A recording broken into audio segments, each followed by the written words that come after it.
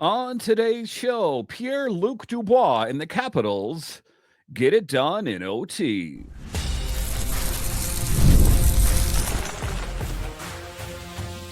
Your Locked On Capitals, your daily podcast on the Washington Capitals. Part of the Locked On Podcast Network. Your team every day. Well, hello and welcome into this edition of Locked On Capitals, part of the Locked On Podcast Network, your team every day. My name is Dan Holme. I've covered the Capitals for the last 3 seasons for Locked On and various other outlets before that. I'm also the host of the weekly show called The Capitals Minutecast, available wherever you find your podcasts. So in this edition of Locked On Capitals, we talk about the Capitals as it took OT to get it done. I'm not exactly sure what it's about with the Capitals as of late, that they need extra time to get it done, but they do get it done. A big game by PLD. I'll talk about that a little bit later. I will talk about line changes. If there's one thing that we know about Spencer Carberry is he's not going to keep doing the same thing again and again if it doesn't have success. And tonight was no different. What did we see on the ice? Later, I'll talk about the struggle that the Capitals faced in this game. And then in the final segment, excitement as PLD and the Capitals are OT winners. But just to get it going here, talking about a game that the Capitals had great momentum off the start, and PLD finding the back of the net towards the end of the first period felt pretty good. If that is one good feel-good story about this team this year, I would say it is Pierre-Luc Dubois, a guy that was kind of set aside by the Los Angeles Kings and told that, this guy's a cancer in the locker room, that he's kind of disinterested.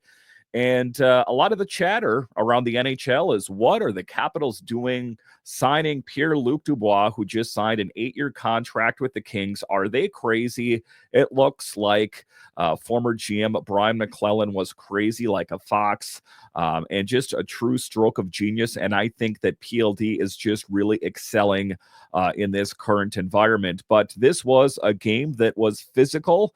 Right out of the gate, Connor Garland in particular, getting into a bit of a shoving match, a bit of a fisticuffs, if you will, with Tom Wilson. And Tom Wilson, at the end of the day, I understand Connor Garland's role. He's a bit of a Brad Marchand type guy that is a bit of a chirper. Ultimately to get under the other player's skin. There's players like that, have always been players like that. And what happened is Tom Wilson goes behind the net and shoves him. Well, next thing you know, he's eliminated from play there for a bit. So all things considered, I think that emotions ran high, and a bit interesting as the Capitals do not play the Vancouver Canucks a whole lot. So for there to be that bad blood there is a bit of an interesting thing for me. But I think that ultimately you take a look at the Canucks, they are trying to do whatever it takes to get back into contention. As I take a look at the standings right now, first off, the Capitals 58 points. That is still good for best in the Eastern Conference, and more specifically the Metropolitan Division, and only the Vegas Golden Knights have more points with 59. So all is good for the Capitals. But the Vancouver Canucks, 46 points in 4th place in the Pacific, where the Vegas Golden Knights, like I say, rounded out on top at 59 points. So Rick Tocchet is trying to get that team dialed in and playing some great hockey. And all things considered, there are some great players on that team. But ultimately, the Capitals have got to find a way to play some smarter hockey, because that game could have easily gone the other way. You take a look at it, it went to OT, and I'm thinking to myself, what is it about this year's team that they cannot get it done in regulation? But that is what they did. The Capitals kicked off the game with some solid momentum, scoring just 32 seconds before the end of the period. And one of those fist-pumping moments like I talked about off the top, with Pierre-Luc Dubois scoring a goal, getting a boatload of assists this year. But for him to chip in and actually find the back of the net, well, that was huge. I think that he's going to put up career numbers. Alan May was talking about it briefly. I caught a bit of that in the post-game coverage there on Monumental, that he thinks he's going to put up record numbers for assists. He's going to put up record numbers for points, that kind of thing. And it's good that he's finally found a place where he can thrive. But Connor McMichael also kept the puck alive and set up Dubois, who executed a brilliant backhand shot that gave that Capitals team a 1-0 lead. That positive momentum. Connor McMichael, who we know has been huge for the team this year, but has not, like a lot of the other Capitals, been scoring at the same clip that they were earlier in the season. And later in the show, I'll talk about how the lines got jumbled up a little bit. But at this rate, he's on pace for an impressive 64 points overall. So all things considered, the Capitals getting it done. Again, I wish it did not require overtime or the shootout as we take a peek at the last few games for the Capitals. Well, the game tonight, as we know, went to OT. The game against the Sabres went to the shootout. They finished it in regulation with the Rangers, but it went to the shootout with the Minnesota Wild as well. So I think what's key for the Capitals is for them to find a way to slam the door in regulation. They picked up the 2 points, but you don't want to make these games any closer than they should be. So that would be my bit of advice to the team, is just try to get it done in regulation. But throughout the game, the Caps face some challenges with consistency, particularly after a low event first period where the Caps managed to hold a 1-0 lead. And that was one of the things that Spencer Carberry spoke about. The things that were working in the beginning of the season necessarily aren't working now. And again, later in the show, I'll talk a little bit how he addressed that. But the Canucks had some good pushback. They rallied in the second period, and they outshot the Capitals. This is unacceptable, 21-4. Good things happen if you get shots on net, and being outshot 21-4 definitely did not do the Capitals any favors. But if there's a guy that deserves a lot of credit, it's Logan Thompson in this game, who is making some big saves. There was that moment in the game where he didn't even have his stick. It was in the back of the net, making some huge saves. Logan Thompson was clutch in this game. That is for sure. But Connor Garland, the pest, and the guy that's got some great talent, giving credit where credit is due, did tie it up late in that period after capitalizing on a rebound. So making the most of your opportunities, that is what Connor Garland did. In the third period, saw kind of more of a subdued effort from both teams, though Vancouver continued to put more pressure on the Caps, outshooting the Capitals 30-15. And again, I keep teasing this next segment, but I'm talking about the line changes and what needs to change. I know that we saw things mixed up, still did not get the results that the Capitals were looking for. But despite the struggles on offense, like I mentioned, Thompson was huge in this game, stopping 30 of 31 and was essential in extending our point streak to 5 games and securing what turned out to be a hard-fought OT victory. That is for sure. And I'm going to go ahead and say it. A lot of this credit does go squarely on Logan Thompson. Am I going to say the Capitals would have lost with Charlie Lindgren in there?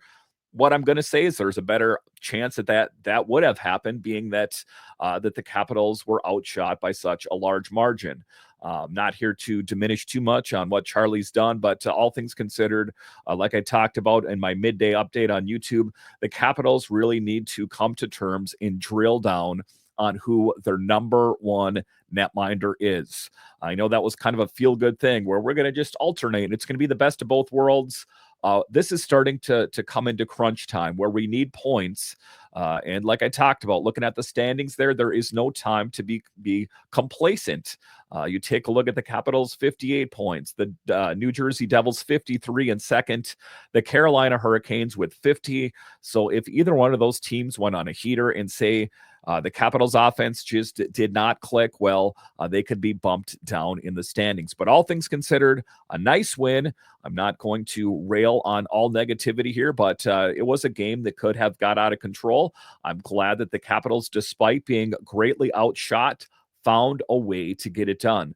Or most notably, Pierre-Luc Dubois did that. And I think that that must be a really good feeling for him, that a bit snake bitten in the earlier part of the season in the goal scoring department, killing it in the assist department, but just a really great evening for PLD.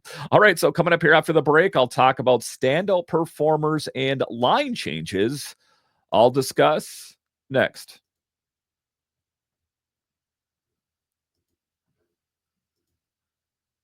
From big upsets to game-winning drives, the NFL playoffs are better with FanDuel because right now, new customers can bet $5 and get $200 in bonus bets guaranteed.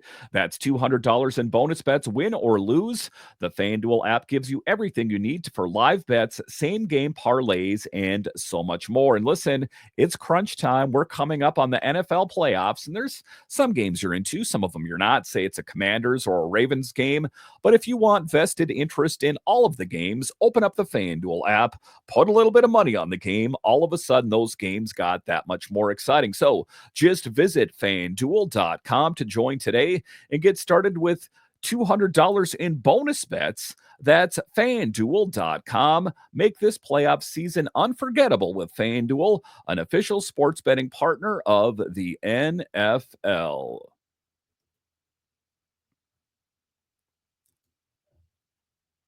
All right, welcome back into this edition of Locked On Capitals, part of the Locked On Podcast Network, your team.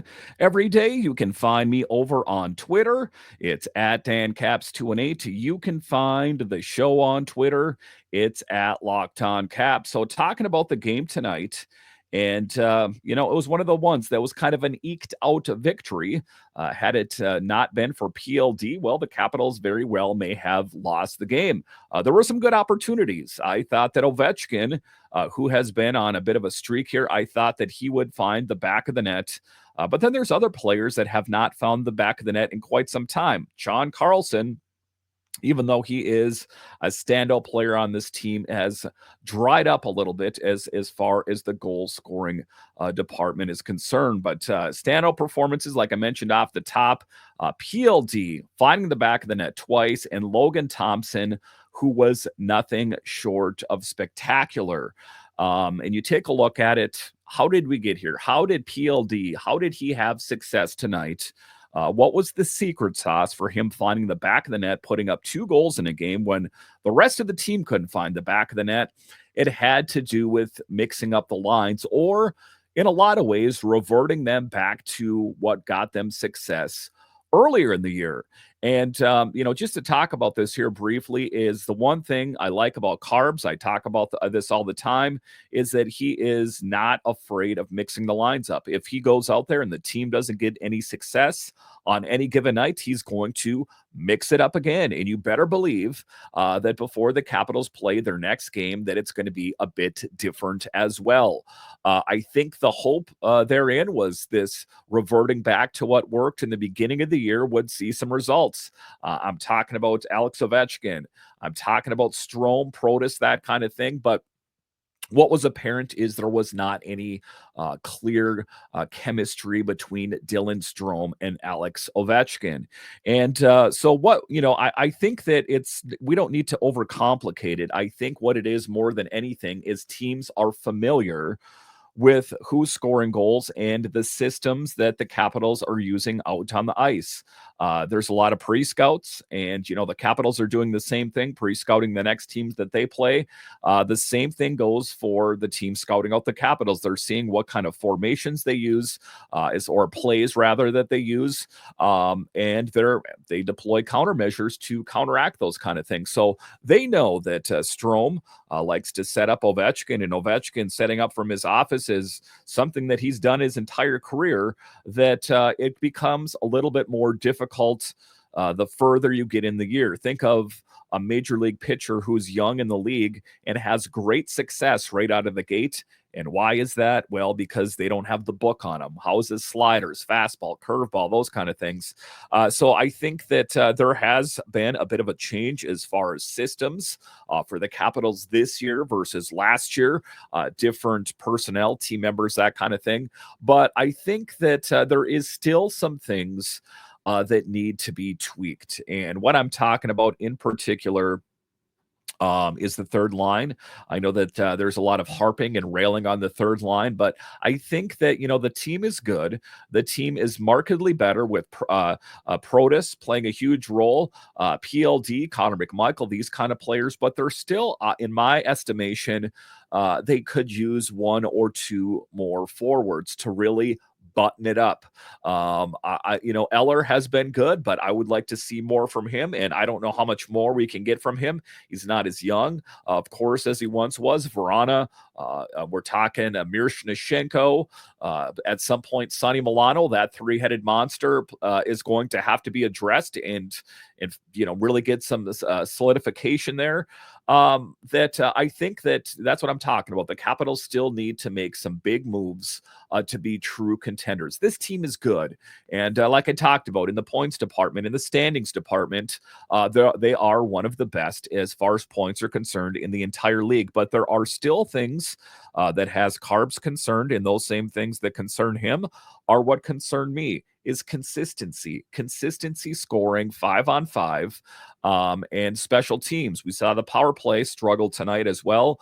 Those are the things that need to get cleaned up. But tonight, Alexei Protus was back with Ovi and Strome, while Connor McMichael teamed up with PLD and Tom Wilson. Now, one of the things, and I talked about this, like I said earlier, in my midday update, and if you would like those, make sure and subscribe on YouTube as I put those out a few times a week. If there's big news surrounding practice, is that they were looking to shake things up a little bit. And as it turns out, Spencer Carberry did something different than what he was leading us think he was going to do at practice today. But ultimately, what you need to do is you need to kind of move things around until you find a good match. But the hard part of it is he's had to do that a whole lot here as of late. Does he have those players? And what does that mean for Chris Patrick, Spencer Carberry? Are they willing to take a look at some talent that's down in Hershey? I've really railed on Ethan Frank, those kind of things that, it's easy to say, if you're taking a look at this team from a 30,000-foot view, that all is well in the world of the Capitals. But if you are a person that watches all the games or listens to all the games and you follow all the comings and goings, you see the weaknesses. You saw that against Buffalo. You saw that tonight in the game tonight as well, that they won the game tonight, but it could have definitely gone the other direction. So those are the things that really have me concerned. So again, I expect to see changes before the next game, as the Capitals prepare to take on the Canadiens on Friday and the Predators on Saturday. But just taking a peek at the stats for some of the players on the team, you take a look at the players that have really popped out, or in the game tonight, I should say, PLD getting 3 shots on goal, Connor McMichael 2 shots on goal, Matt Roy 2, Jacob Chikrin 3 shots on goal. They were getting the shots in there, but they weren't the right shots. And the things that really kind of had them successful earlier in the season, they weren't doing. Driving the net. Part of Connor McMichael's secret sauce is driving the net and finding the back of the net. Tom Wilson kind of posting up in front of the netminder looking for a rebound or a deflection. It's just getting back to basics and playing a 60-minute game. What we saw tonight was the Capitals played really well. I'm going to go ahead and say for 20 minutes of the game. So definitely some work that needs to be done, but they have the players to get it done. Alex Ovechkin, we know that he's chasing down Gretzky, but he said it before, even more important than all of that is the Capitals winning another Stanley Cup. He's only got this season and next season to get it done. Tick tock, Alex Ovechkin. All right, so coming up here after the break, we'll talk about some of the struggles that the Capitals face, but how they reigned triumphant as they get the OT winner.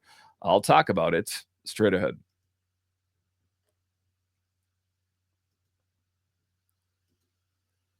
I love going to live events, whether it's sports, music, theater, or comedy. One of my favorite memories was attending a concert last year. Now, the energy and excitement were unforgettable. So now Game Time has made it even easier to get tickets for your favorite events with their new feature called Game Time Picks. This feature filters out the fluff to show you only incredible deals on great seats so you don't have to waste time searching through thousands of tickets. And that's the frustrating part is your favorite band comes to town or your favorite sports team's playing. What is the view of the stage or the playing surface going to be like? Take all of the guesswork out of buying tickets with Game Time.